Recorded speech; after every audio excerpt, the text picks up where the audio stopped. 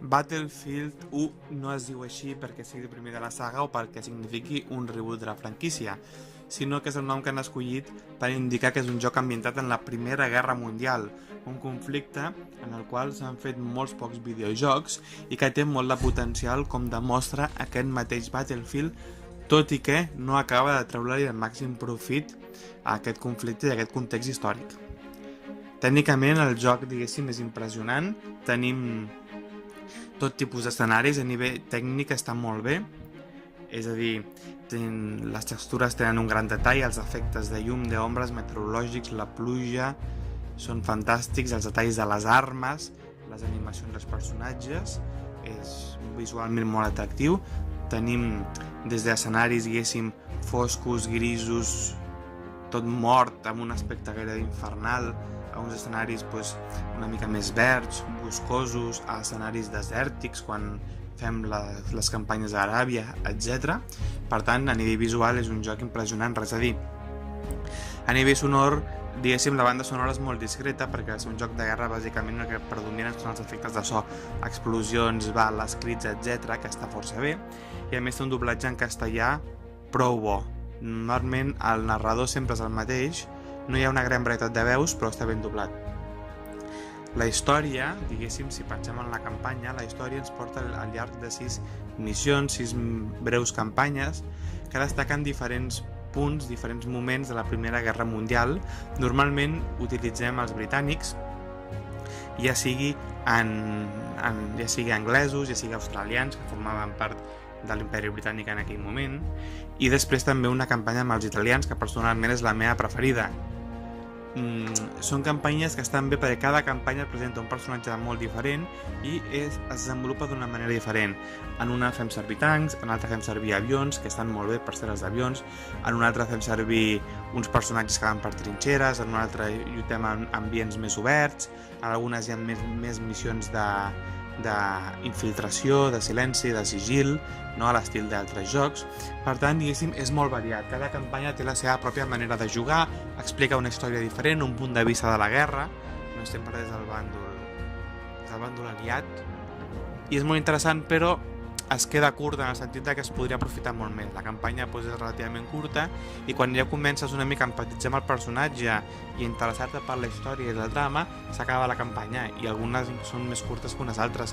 És una pena perquè realment és com si et donessin un tràiler de lo que podria haver estat el joc, no? És com si et donessin l'aperitiu o l'entrant, però no et donessin el segon plat.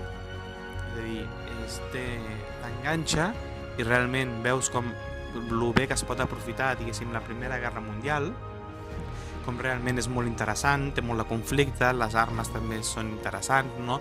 El tema dels avions, els dirigibles, diguéssim, està molt bé, però quan comença diguéssim, una mica a profunditzar amb les campanyes, aleshores s'acaben. Per tant, l'experiència de single player et deixa una mica decebut en aquest sentit. Segurament això no us estranyarà, tenint en compte que el joc és un Battlefield. Normalment els shooters, sobretot aquells shooters així realistes com el Call of Duty o el Medal of Honor, que fa temps que no en surt cap, han anat decantant més cap a l'aspecte multijugador i han anat deixant una mica de banda la campanya. Això en el cas del Battlefield, diguéssim, és molt més patent. El joc on brilla més és en la campanya multijugador. Jo no sóc un gran jugador de multiplayer, i més en consola. Vaig tenir una època molt hardcore de jugar online amb el Medal of Honor Allied Assault, però ara no és així, però he provat el mode multijugador, diguéssim. Bueno, per una banda, tenim els escenaris de 64 jugadors, no? Els 32 contra 32. Bàsicament és un joc en el qual és molt important, ja ho sabeu si heu jugat als Battlefield, el tema de l'equip. Hi ha 4 classes diferents, és molt important, diguéssim, que la teva patrulla, el teu equip, digue-li com vulguis, estigui molt ben equilibrada. No és un joc per anar en solitari a pinyon, diguéssim. És un joc per jugar realment en multijugador, en campanya, jugar amb les mateixes persones sempre, etc. Perquè si vas sol, diguéssim, sempre vas una mica perdut. A part d'això, manté la línia de l'anterior Battlefield, no? És a dir, diferents tipus d'armes, quan pugem de nivell desbloquegem altres armes, hi ha algunes armes, diguéssim, unes classes que es diuen Elite, que són com classes superespecials, amb armes molt avançades, podem fer servir tancs, podem fer servir avions, està molt bé, la veritat, el multijugador amb avions mola molt. I després també hi ha una novetat que és el tema dels vehicles enormes, com per exemple poder fer servir dirigibles. És a dir, amb el multijugador podem crear realment una guerra a escala total. El que nosaltres fem a l'escenari, la destrucció de l'escenari, els efectes meteorològics també afecten, a vegades els escenaris canvien, és a dir, realment és un joc que brilla en l'aspecte multijugador. Per aprofitar-lo, és un joc que s'ha de jugar en multijugador i com a experiència single player solo, tant en la campanya, que es queda curta, com jugar en multiplayer però anant tu a la teva bola, realment no acabes de disfrutar.